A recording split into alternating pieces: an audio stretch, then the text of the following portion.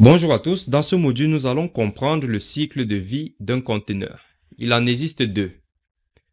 Un cycle de vie de base et un cycle de vie avancé. Donc, le cycle de vie de base, c'est lorsqu'un conteneur va exécuter un processus ou une tâche spécifique. Et une fois que la tâche ou le processus a été exécuté, le conteneur s'arrête.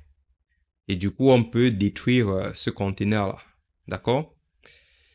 Pour voir comment ça fonctionne, on va aller sur Play with Docker. Vous pouvez aller sur Docker que vous avez installé sur votre machine. Moi, c'est pour aller plus vite. Donc, ce que je vais faire, je vais démarrer un conteneur avec l'image Alpine. D'accord? Donc, l'image se télécharge. OK. C'est terminé. OK. Je vais faire un docker ps-a.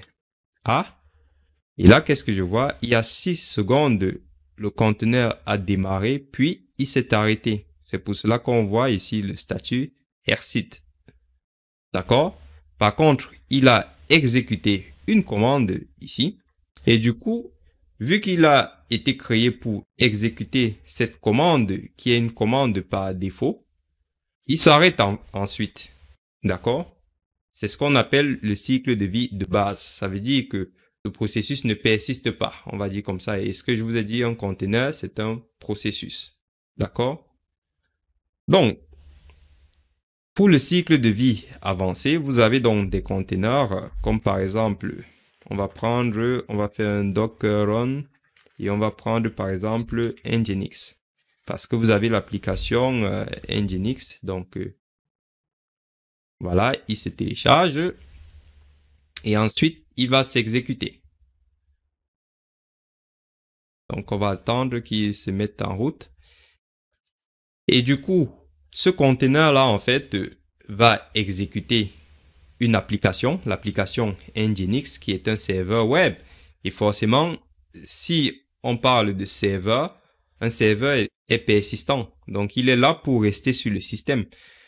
Du coup, vous voyez, j'ai démarré le conteneur. Hein, ça fait un moment qu'il est resté comme ça. Il a lancé des processus et puis il est resté comme ça. D'accord? Alors, ce n'est pas la bonne commande que j'ai tapée pour voir les choses plus proprement. Mais voilà, c'est pour vous montrer. Du coup, ça, c'est un conteneur persistant. D'accord? Parce qu'il ne s'est pas arrêté. Si je veux l'arrêter, je fais un CTRL-C, comme ça. Et voilà, je l'ai arrêté. Du coup, si je fais un docker ps-a, je vois qu'il a arrêté depuis 9 secondes. Oh, je l'ai lancé depuis plus d'une minute. OK? Donc voilà, si je reviens du coup sur le PowerPoint, le cycle de vie avancé correspond donc au fonctionnement d'une application sous forme de service. Dans ce cas, le conteneur exécute un démon ou un service qui peut être accessible par des clients. Ce sont des conteneurs persistants.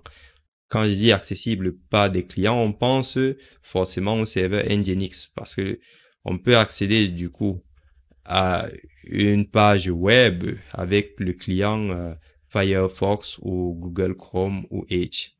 D'accord?